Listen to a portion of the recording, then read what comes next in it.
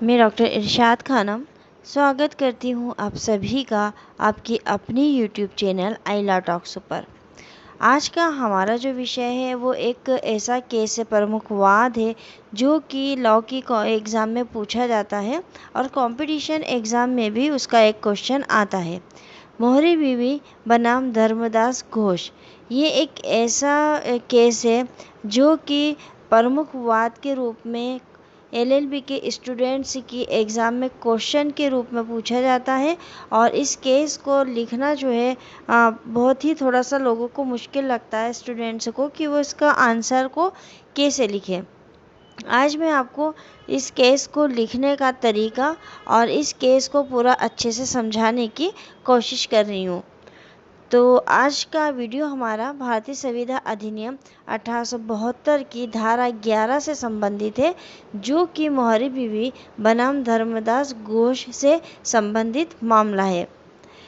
सबसे पहले मैं आपको ये बताती हूँ कि जब हम किसी भी इस तरह के केसेस को लिखते हैं, यानी कि अगर आपको एग्ज़ाम में प्रमुख वाद के रूप में कोई वाद लिखने के लिए आता है तो दो तरीके से आता है। पहला, या तो वो केस का नाम दे देते हैं कि इस केस के बारे में आप लिखिए, या फिर वो कह देते हैं प्रमुख वाद लिखिए। तो इस कंडीशन में आपको क्या करना है, सबसे पहले उसके एक छोटा सा आपको नोट्स बनाना है, समरी बनाना है। समरी कैसे बनाएंगे, सबसे पहले आप लिखेंगे कि ये वाद जो है किस धारा से संबंधित है। फिर आप लिखेंगे वाद में जो विवादक बिंदु थे या विचारणीय बिंदु थे वो क्या थे। उसके बाद आपको ये लिखना है वाद के तथ्य। फिर वाद के तथ्य के बाद आपको लिखना है कि इसमें जो सबसे पहले जिस कोड में गया था, मान लीजिए सेशन कोड में गया था, तो सेशन कोड का क्या डिसीजन था। फिर उच्च न्यायालय में अगर गया तो उच्च न्यायालय का क्या डिसीजन था। फिर अगर वो उच्चतम न्यायालय में गया तो उच्चतम न्यायालय में उसका क्या डिसीजन हुआ है, और विधि के प्रतिपादित सिद्धांत जो हैं वो क्या निकलकर इस वाद में आए हैं।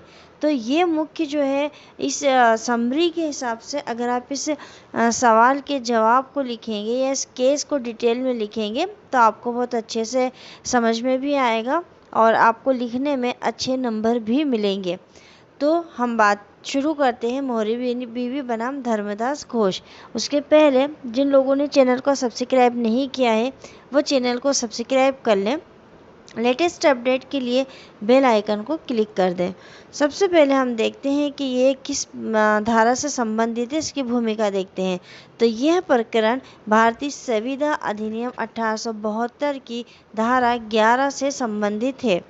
इसमें न्यायालय के समक्ष मुख्य विचारणीय बिंदु ये था कि क्या आवेश के व्यक्ति द्वारा की गई संविदा शून्य होती है, एवं क्या ऐसे व्यक्ति को ऋण स्वरूप दिया गया बंधक धन पुनः प्राप्त किया जा सकता है। यानी इस केस में दो प्रमुख बिंदु थे। कौन सा बिंदु था, पहला ये था कि क्या एक आवेश के व्यक्ति के साथ कोई कॉन्ट्रैक्ट किया जाता है तो वो शून्य होता है, और दूसरा बिंदु ये था कि अगर ऐसे आवेश के व्यक्ति को ऋण के रूप में कोई बंधक धन या कोई धन दे दिया गया हो तो क्या उसको पुनः प्राप्त किया जा सकता है। अब हम देखते हैं वाद के तथ्य। वाद के तथ्य आपको एक स्टोरी की तरह याद होना चाहिए, जैसे हम कोई मूवी देख के आते हैं और वो मूवी की स्टोरी जो है वो हमारे दिमाग में होती है। भले ही एग्ज़ाम में लिखते समय इसको थोड़ा सा आप अपनी लैंग्वेज में, क्योंकि जब आप किसी चीज़ को समझ कर लिखते हैं तो सेम वही लैंग्वेज आप नहीं लिख पाते हैं, लैंग्वेज जो है वो अपने आप चेंज हो जाती है।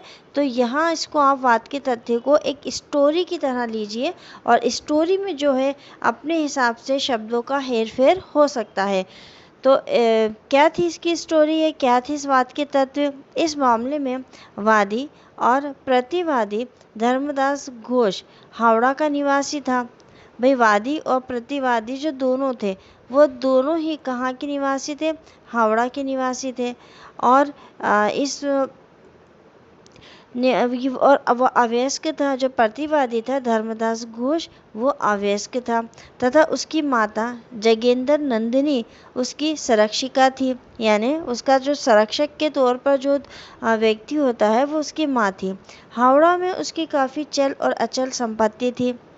वहीं हावड़ा में ब्रह्मदत्त नाम का एक साहूकार भी रहता था, जिसके सभी समव्यवहार एक अटॉर्नी केदारनाथ के माध्यम से किए जाते थे। यानी एक उसका मुंशी होता था और उस मुंशी के माध्यम से ही वो अपने सारे लेन देन के व्यापार को किया करता था। यानी हावड़ा में दो व्यक्ति थे, एक वादी और एक प्रतिवादी। प्रतिवादी कौन था? धर्मदास घोष। वो एक अवयस्क था और उसकी सुरक्षकता किसको मिली हुई थी? उसकी माता को मिली हुई थी। उसके पास हावड़ा में काफ़ी चल और अचल संपत्ति थी और वहीं पर एक साहूकार रहता था जिसका नाम था ब्रह्मदत्त।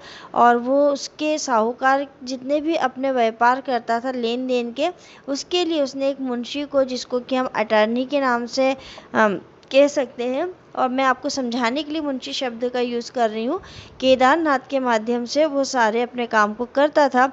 सत्यार्थी धर्मदास द्वारा एक व्यक्ति केदारनाथ के माध्यम से अपनी कुछ संपत्ति ब्रह्मदत्त के पास बंधक रखकर 20,000 का ऋण प्राप्त किया गया। देखिए, सत्यार्थी धर्मदास द्वारा एक व्यक्ति केदारनाथ के माध्यम से अपनी कुछ संपत्ति जो थी वो ब्रह्मदत्त के पास बंधक रखकर 20,000 का ऋण प्राप्त किया। उस समय चूंकि धर्मदास जो था वो अवयस्क था, इसलिए उसकी माता ने अपने अधिवक्ता के माध्यम से केदारनाथ को इस आशय का एक नोटिस भेजा कि चूंकि धर्मदास एक अवयस्क है, इसलिए उसके साथ किसी भी प्रकार का व्यवहार नहीं किया जाए।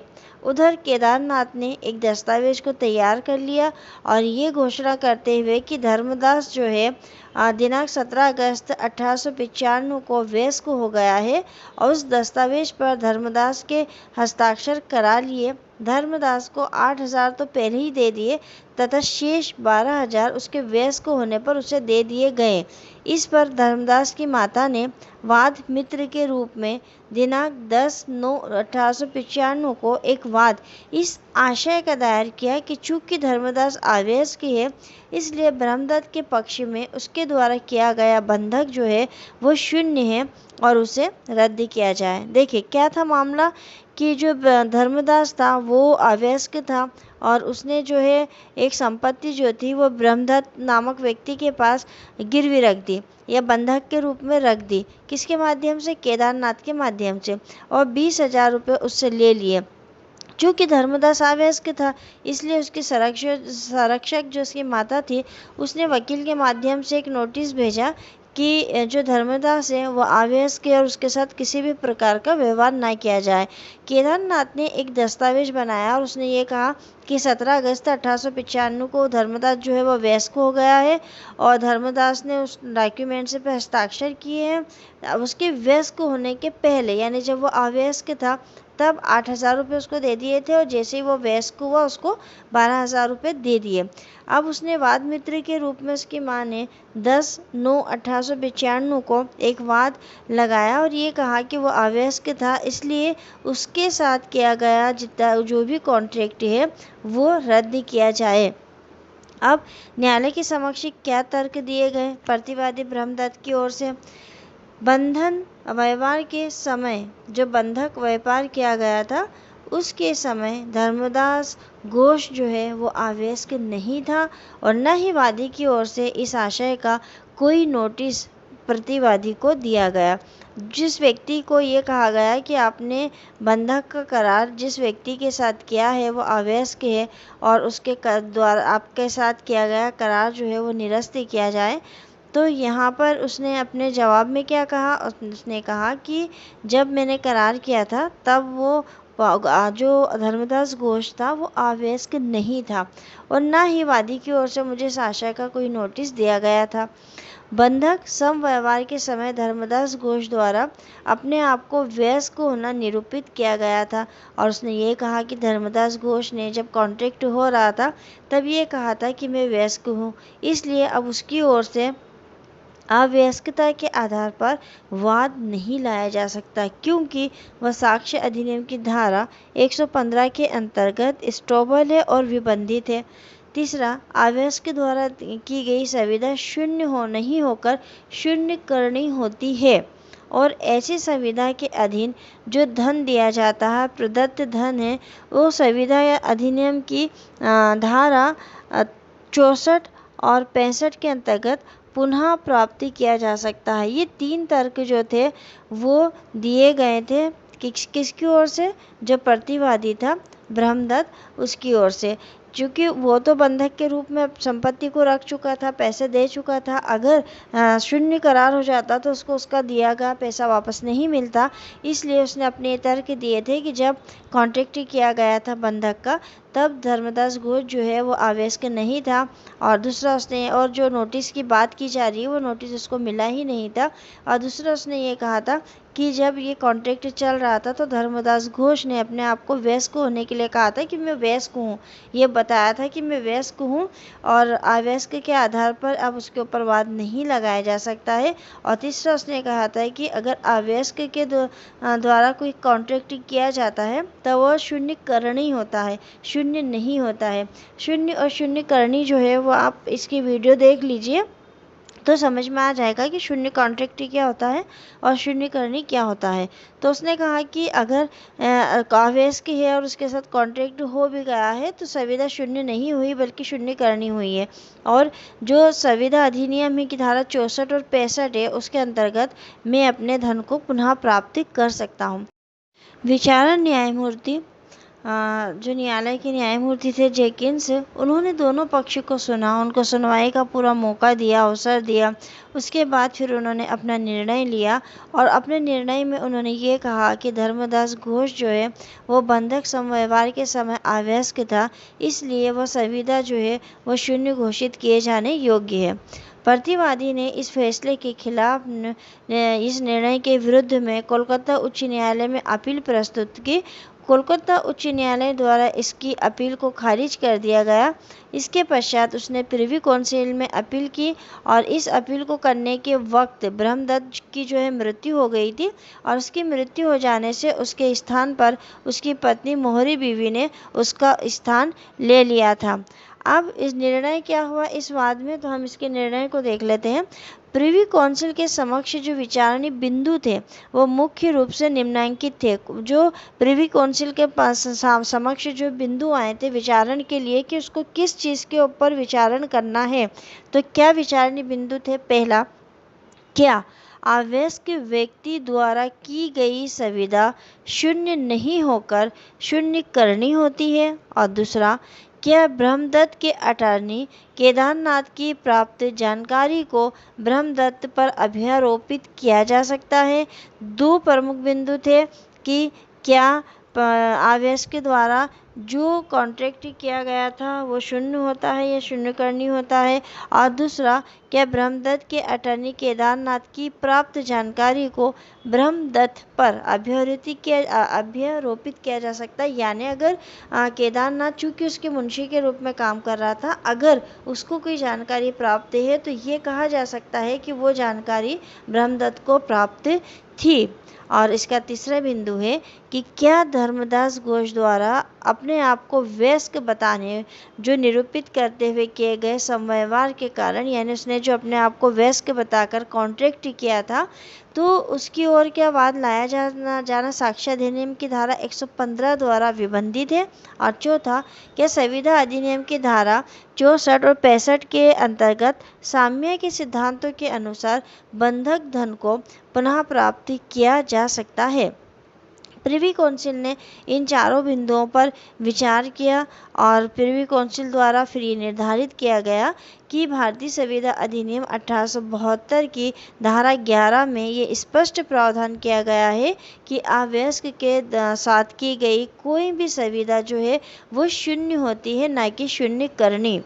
विधि मान्य संविदा के लिए संविदा करते समय पक्षकारों का सक्षम होना आवश्यक है। ये संविदा की जो है एक आवश्यक शर्त होती है कि पक्षकार जो हैं वो सक्षम हो। और सक्षम कैसे हो, तो उसमें एक शर्त ये भी है कि वो वयस्क हो। अटॉर्नी केदारनाथ चूँकि ब्रह्मदत्त के अभिकर्ता के रूप में कार्य करता था, उसके एजेंट के रूप में कार्य कर रहा था और वो ब्रह्मदत्त की ओर से संवाद करने के लिए प्राधिकृत था। यानी अगर उसने संवाद किया है तो इसका मतलब ये है कि ब्रह्मदत्त ने ही बातचीत की है। तो इस हिसाब से इसको सब प्राप्त जानकारी को, मतलब जो उसकी केदारनाथ को जानकारी प्राप्त हुई है, वो ये माना जा सकता है कि ब्रह्मदत्त को जानकारी प्राप्त हुई है और ये विधि के अनुकूल है। इस मामले में साक्ष्य अधिनियम की धारा 115 यथावर्णित निबंध का सिद्धांत तथा संविदा अधिनियम की धारा 64 और 65 वर्णित साम्य का सिद्धांत यहाँ पर लागू नहीं होता है, क्योंकि दोनों पक्षकार सत्यता से अनभिज्ञ नहीं थे। यानी दोनों पक्षकारों को पता था कि जिसके साथ वो कॉन्ट्रैक्ट कर रहे हैं वो एक अवयस्क व्यक्ति है। उसकी जो संरक्षक थी, उसकी माता, उसने भी एक नोटिस भेजकर उनको ये जानकारी दी थी कि वो जो है अवयस्क है और उसके साथ किसी भी प्रकार का कोई कॉन्ट्रैक्ट ना किया जाए। तो वो यहाँ ये नहीं कह सकते कि हमको कुछ पता नहीं था। इस प्रकार प्रिवी काउंसिल द्वारा अपीलार्थी की अपील को स्वयं खारिज किया गया और निर्णय जो है इसका किसने किया था? सर फोर्ड नाथ द्वारा उद्घोषित किया गया था। विधि के सिद्धांत की अगर हम बात करें तो अवयस्क व्यक्ति के साथ की गई संविदा शून्य करनी नहीं होकर शुरू से ही शून्य होती है। मतलब प्रिवी काउंसिल ने जो सिद्धांत इस अधिनियम में प्रतिपादित किए थे वो क्या थे? पहला, अवयस्क व्यक्ति के साथ की गई संविदा शून्य करनी नहीं होकर शुरू से, मतलब प्रारंभ से ही शून्य होती है।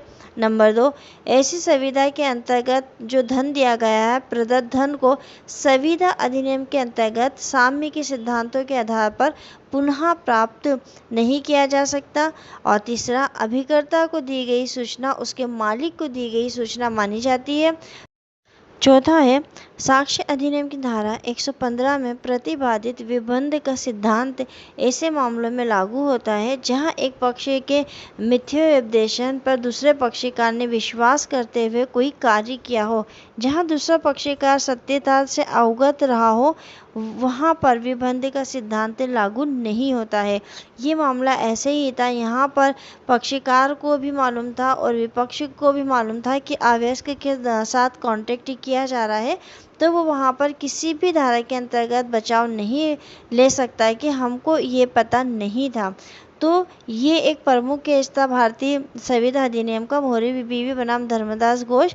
और इसको तरीका वही है कि पहले विचारणी बिंदु देखा जाए कि ये बात किससे संबंधित है, फिर बात के तथ्यों को पढ़ा जाए, फिर सेशन कोर्ट ने क्या डिसीजन किया, फिर अगर उच्च न्यायालय में गया तो उन्होंने क्या डिसीजन किया है। फिर उस समय चूँकि उच्चतम न्यायालय नहीं था, सबसे बड़ा जो न्यायालय था वो प्रिवी काउंसिल हुआ करता था, तो प्रिवी काउंसिल ने क्या निर्णय दिया और उसने कौन से सिद्धांत जो है वो प्रतिपादित किए।